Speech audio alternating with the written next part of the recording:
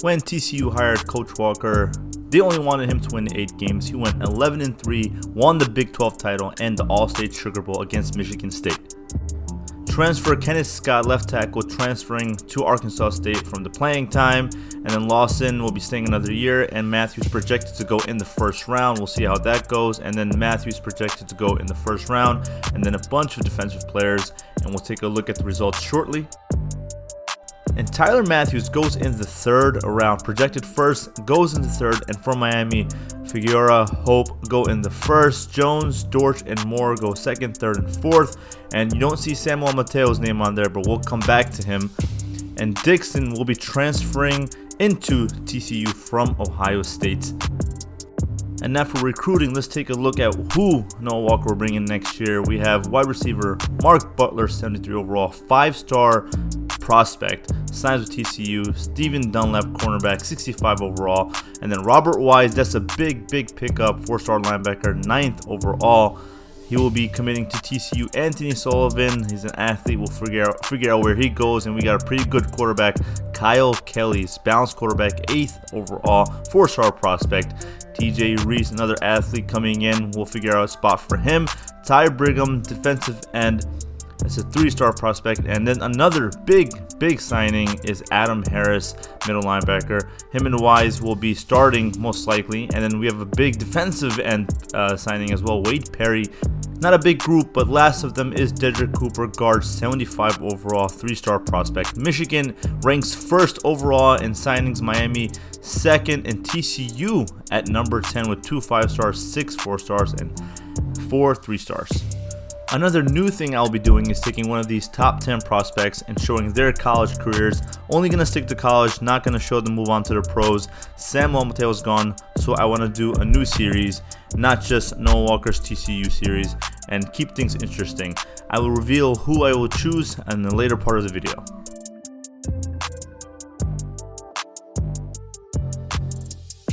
And now for some training results for TCU. I'm using the Dynasty tool to see how it comes out. And Phillips, the starting quarterback, actually loses a rating, comes down to 87 overall. And Hicks loses 3. He was 88 overall. He dropped to 85, and Johnson jumped him to an 86.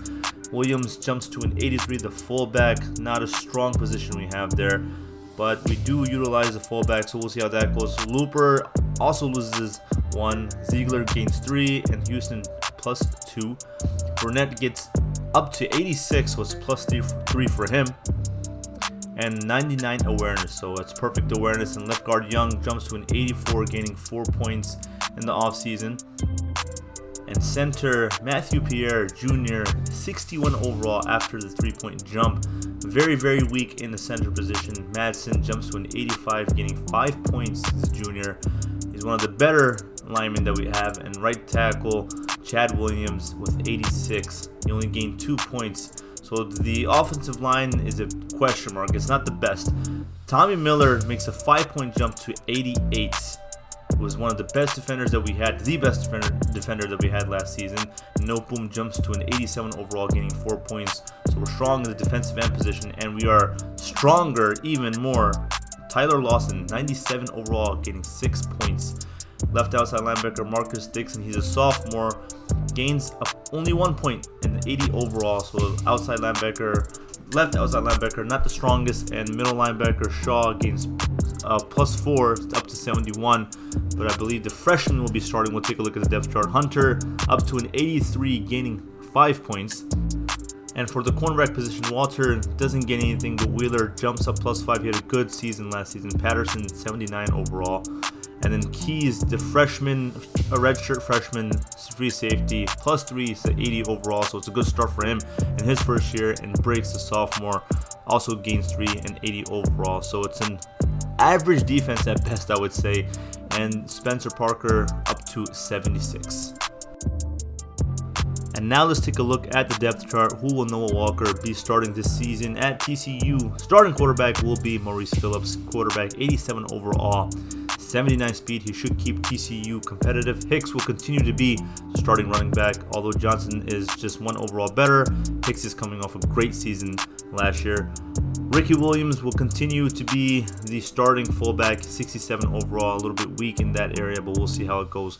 Eccles Looper will be starting receiver, followed by Ziegler, Houston, and the true freshman Butler. We're excited about him to see what he can do. 95 overall speed. And then for tight end, we have Burnett, 86 overall. He is our best tight end. He's also coming off a good season last year for TCU. He was a great safety net.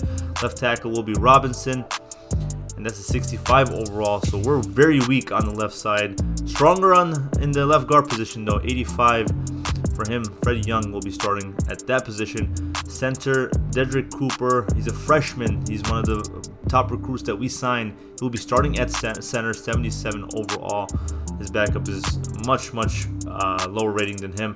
Terrence Madsen's right guard will be starting, and then Chad Williams, right tackle, 86 overall, will be starting. So we have a pretty average line, maybe above average. Tommy Miller, of course, starting at the left end position. And he had a great season, record-breaking. Nopu will be on the right end position, and he's also very dominant. Came up with a lot of big plays. Lawson will be looking to dominate the middle. Defensive tackle starting will be Tyler Lawson, followed by Miles Gant. Adrian Gant, he's a redshirt sophomore, will be starting at the left outside linebacker position. And the middle linebacker, both true freshmen Robert Wise and Harris. And since TCU is running a 3-4 defensive formation, we'll have two middle linebackers starting, and Hunter will be on the right outside linebacker. And the cornerbacks are Walter Wheeler. Patterson drops to the 4th spot. Starting at free safety will be the redshirt freshman Marcus Keys. We're excited to see what he can bring to the table. And then a strong safety, we have Pat Briggs, redshirt sophomore. Our kicker is Spencer Parker. He's coming off a rough season. He couldn't make the long kicks, but hopefully he can make that jump this year. And Chris Jones will be our starting punter, the sophomore, 80 overall. Punt returner and kick returner will be Mark Butler. We're excited to see what he can do with his 95 speed. Gray was very good returner last year, but Walker wants to test it out with Mark Butler this year, the true freshman. Now let's take a look at the top 25 for season 5. Number 1 is Miami, coming off a national championship win, followed by Florida, USC, Baylor, Oklahoma, Nebraska, Alabama at 7, LSU, Florida State, and at number 10 is Auburn. Number 11 is Ohio State, then Penn State, South Carolina, Michigan State, Virginia Tech, Clemson at 16, TCU at 17, Arizona State, Michigan, and Tennessee at 20. At 21 is Wisconsin, Virginia, Cincinnati, and then it's Charlotte, not Connecticut, and then 25th is Kansas State. Now let's take a look at TCU's schedule for Season 5. Coach Walker's second year as head coach. Season opener against ACC opponent Louisville at home. Then on the road, it's a big game against the Georgia Bulldogs. And then back at home, Big 12 opener against Marshall. Marshall's third year in the Big 12. And then on the road against SMU. They're looking for revenge after their loss last season. And then on the road continues Kansas State, Noah Walker's former head coach at South Alabama. And then we're 3 home games against Iowa State. And then Texas.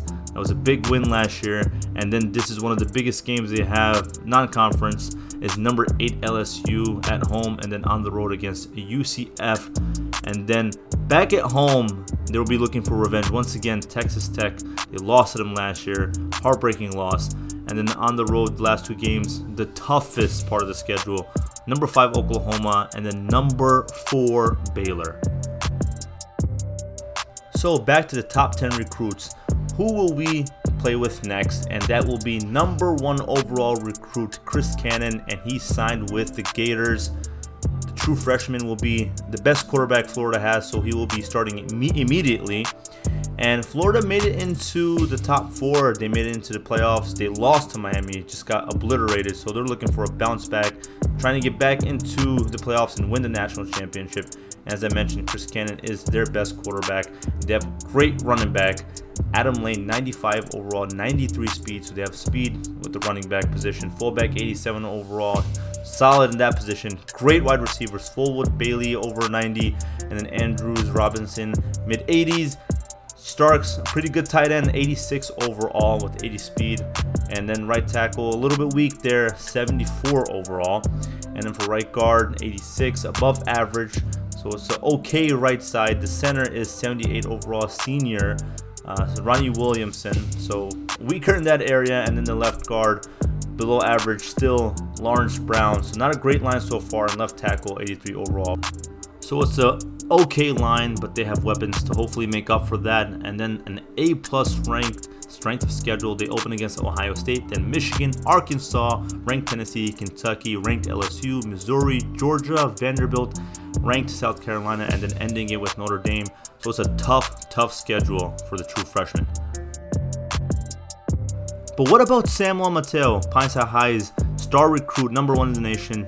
Devastating injury, only school that wants him to South Alabama. Coach Walker was the offensive coordinator there, transfers to Miami, takes him to the national championship, loses to Baylor.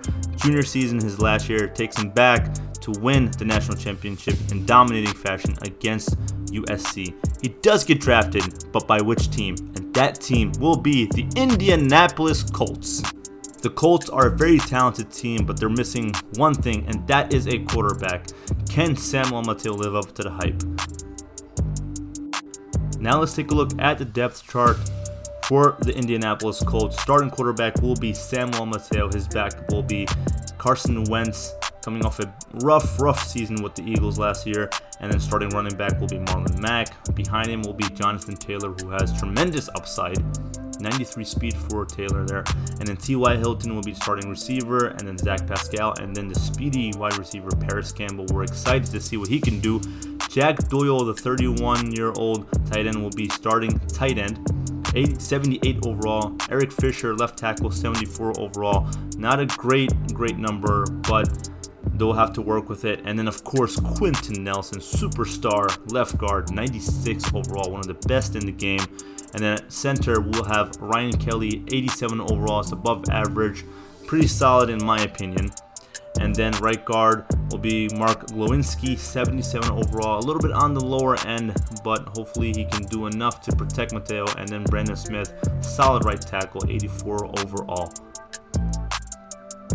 And then at the left end position will be Ben Benogu, 70 overall, so it's not great on the left hand side. And then on the right end position will be 26-year-old Kimoko Toure, 74 overall. And DeForest Buckner, we have a solid defensive tackle, 93, and then Stewart behind him is also pretty solid as well. Darius Leonard, great outside linebacker, 91 overall. And then for the middle linebacker, it's below average, Patrick Onwuasor. I believe that's how you say it, 75 overall. He has to improve. And then the other outside linebacker, right outside linebacker, will be Bobby Okiriki, 80 overall. Kenny Moore will be the starting corner, and then Xavier Rhodes, 84 overall and then 80 overall respectively. Julian Blackman, free safety, 80 overall, 23, and only he's on his second year, so he's looking to make a jump. And then Kari Willis, 77 overall. So his safety position is about below average, I would say. Rodrigo Blankenship will be the starting kicker, 76 overall. Rigoberto Sanchez will be the punter. And now a look at their schedule for the Colts. 2 tough games to start at home, Seahawks and Rams, and 3 on the road, Titans, Dolphins, Ravens, back at home against the Texans, on the road against the Niners, and then back at home for their second game against the Titans, and then Jets, Jaguars, both at home, on the road against a tough Bills team, and then the Bucs come, and then on the road with their second game against the Texans, and then back at home against the Patriots, and then their season finale away on the road against the Jaguars, who also have a rookie quarterback, Trevor Lawrence. It's been quite the journey for Samuel Mateo, making it to the pros. He was great in high school, number 1 recruit, and exceptional at the college level for both South Alabama and his 2 years with Miami, taking him to 2 national championships, winning one of them in dominating fashion, 60-plus touchdowns, and the Heisman in his final year with the Hurricanes. I think the Colts have found their missing piece. Let's see how they do. So guys, we are in year 5. Let's see what Coach Walker does in his second year with TCU. and stay tuned for Samuel Mateo's debut with the Colts. Stay tuned, guys.